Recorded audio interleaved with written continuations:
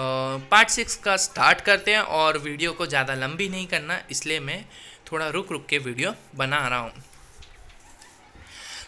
खाने को मन ना हो तो अम्मा दूध ही पी लो। अम्मा ने हाँ ना कुछ नहीं की, ना पलके ही झपकाए। इस दृष्टि से मेहर बहुत वर्षों के बाद आज फिर डरी। इनमें न क्रोध था, न सांस की तरेर थी, न मनमुटाव था। एक लंबा गहरा उल्हाना पहचाने मैहर को देर नहीं लगी। डरते डरते सास के माथे को छुआ, ठंडे पसीने से भीगा था। पास बैठकर धीरे से स्नेह भरे स्वर में बोली, अम्मा जो कहो बना लाती हूँ। अम्मा ने सिरहाने पर पड़े पड़े सिर हिलाया ही नहीं, कुछ नहीं, और बहू के हाथ से अपना हाथ खींच लिया। मेहर पल भर कुछ सोचती रही और बिना आहट किए बाहर हो गई। बड़ी बहू के पास जाकर चिंतित स्वर में बोली, बहू अम्मा कुछ अधिक बीमार लगती है, तुम जाकर पास बैठो तो मैं कुछ बना लाऊं। बहू ने सास की आवाज़ में आज पहली बार दादी अम्मा के लिए घबराहट देखी। देव पाँव जाकर अम्मा के पास बैठी, हाथ पाँव दबाने लगी। अम्मा ने इसे बाहर हाथ नहीं खींचे, ढीली सी लेटी रही। मेहर ने रसोई घर में जाकर दूध गर्म किया, ओटने लगी और एकाएक हाथ अटक गया। क्या अम्मा के लिए यह अंतिम बार दूध लिए जा रही हूँ? मतलब उसके दिमाग में अब आने लगा उसकी सास की इसी हालत देख के कि जो मैं दूध गर्म कर रही हूँ, क्या ये लास्ट टाइम उसके लिए लेके जा रही हूँ?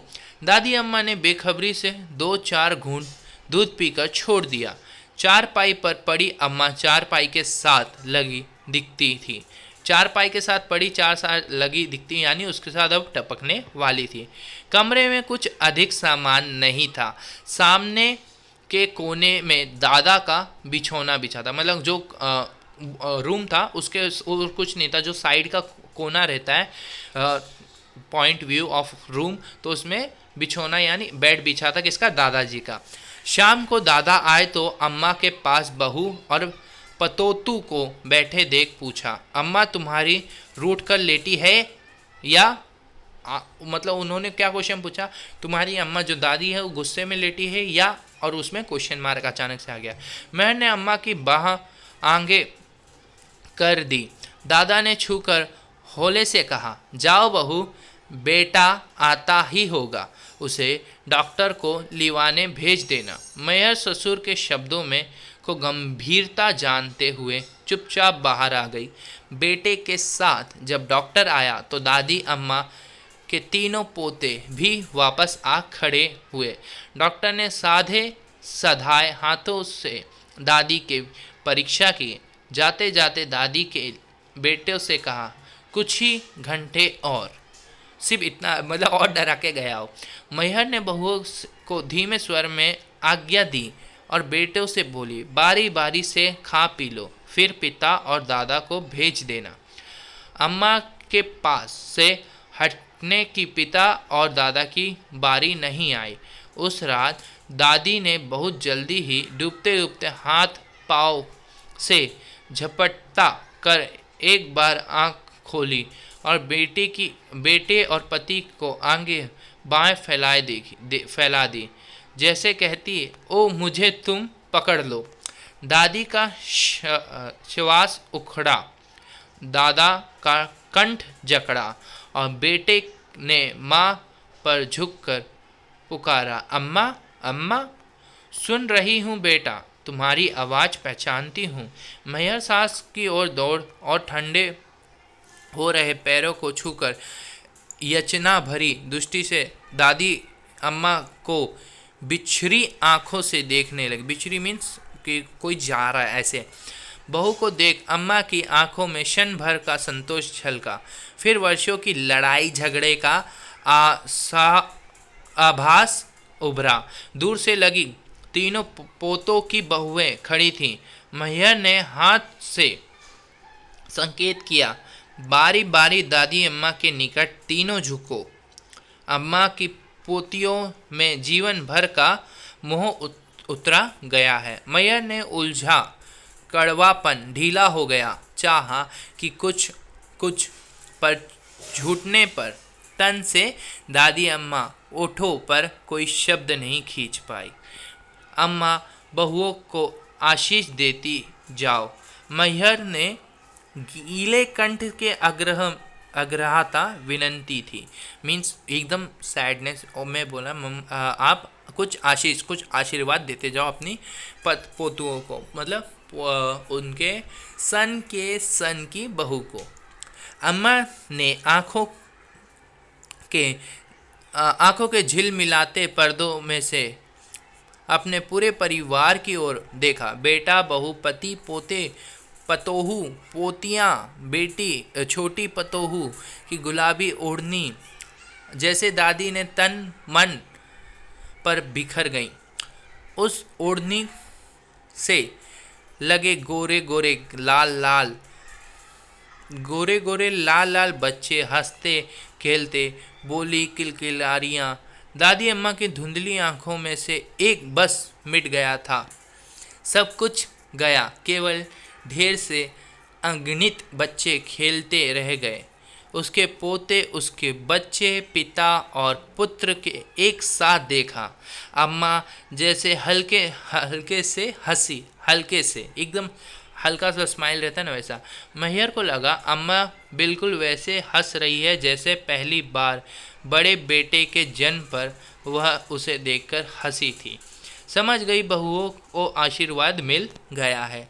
दादा ने अपने सिकुड़े हाथ में दादी का हाथ लेकर आंखों से लगाया और बच्चों की तरह खिलखिलाकर रो पड़े। रात बीत जाने से पहले दादी अम्मा बीत गई।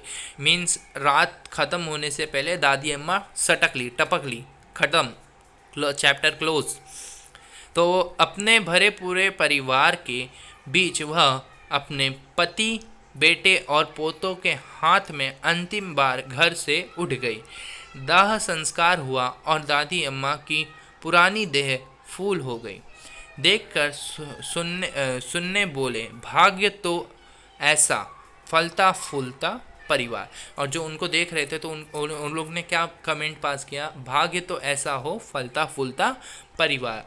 मेहर ने उदास मन से सबके लिए नहाने का सामान जुटाया, घर बाहर धुलाया।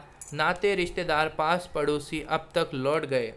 मौत के बाद रुकी सहमी सी दोपहर, अनचाहे मन में से कुछ खा पीकर घर वालों ने चुपचाप खाली हो बैठे। अम्मा चली गई पर परिवार भरा पूरा है। पोते थक कर अपने अपने कमरों में जा लेटे।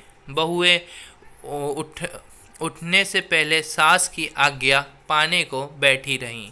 दादी अम्मा का बेटा निठल्ला होकर कमरे में जा लेटा। अम्मा की खाली कोठरी का ध्यान आते ही मन बह आया। कल तक अम्मा थी तो सही, उस कोठरी में रुआसी आंखें बसकर झुकी आई तो सपनों में देखा नदी किनारे घाट पर अम्मा खड़ी है। मतलब उसने अचानक से ऐसा ड्रीम देखा कि नदी किनारे घाट पर अम्मा खड़ी है, अपनी चिता को जलते देख कहती है, जाओ बेटा, दिन ढलने को आया है, अब घर लौट चलो, बहू राह देख रही होगी, जरा संभल कर जाना, बहू से कहना बेटियों को अच्छे ठिकाने लगाना मीन्स अच्छी जगह शादी करना। दुष्य बदला अम्मा द्वार पर खड़ी है, झांक कर उसकी ओर देखती है। बेटा, अच्छी तरह कपड़ा ओढ़कर सोना। हाँ बेटा। तो उठो तो कोठरी में बापू को मिल आओ, वह बिछाए उनसे न झेला जाएगा। बेटा बापू को देखते रहा। तुम्हारे बापू ने मेरा हाथ पकड़ा था, उसे अंत तक निभाया है, पर मैं ही छोड़ चली। ऐसा मतलब उसको ड्रीम आ रहा है उसके बेटे को। बेटे ने हड़बड़ाकर आंखें खोली, कई क्षण दूर की ओर देखते रह गया। अब कहाँ आएगी अम्मा इस देहरी पर? बिना आहट किए मेहर आई, रोशनी की। चेहरे पर अम्मा की याद नहीं, अम्मा का दुख था। पति को देखकर जरा सी रोई और बोले, जाकर ससुर जी को तो देखो, पानी तक मुंह नहीं लगाया। मतलब पति खिड़की से, मतलब ये कि उसका जो ससुर था उसने कुछ पानी खाया पिया, कुछ भी नहीं।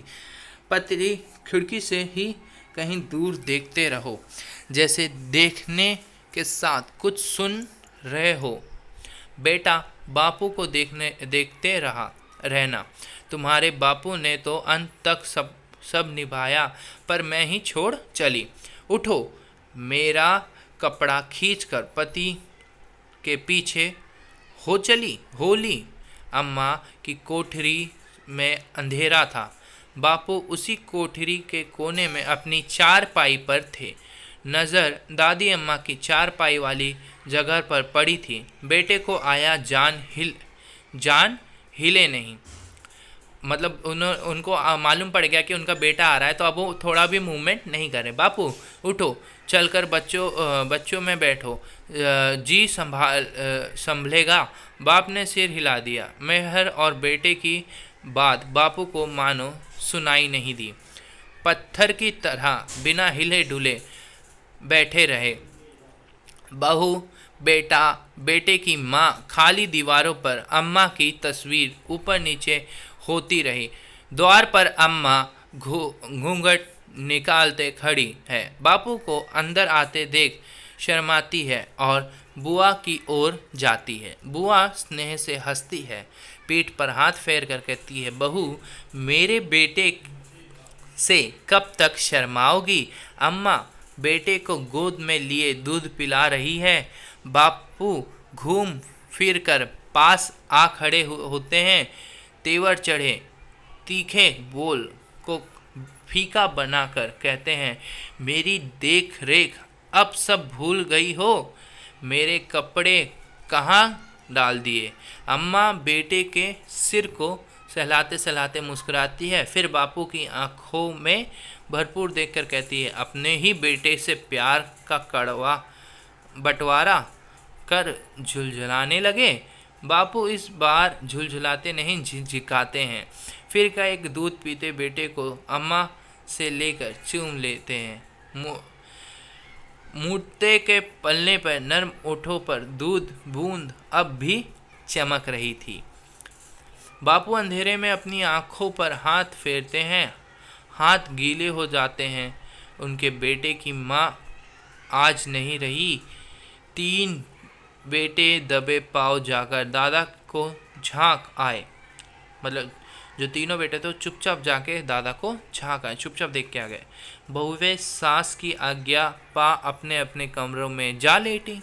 बेटियों को सोता जान मेहर पति के पास आई तो सिर दबाते दबाते प्यार से बोली, अब हौसला करो। लेकिन एकाएक किसी की गहरी सिसकी सुन चौंक पड़ी। पति पर झुककर बोली, बापू की आवाज़ लगती है, देखो तो।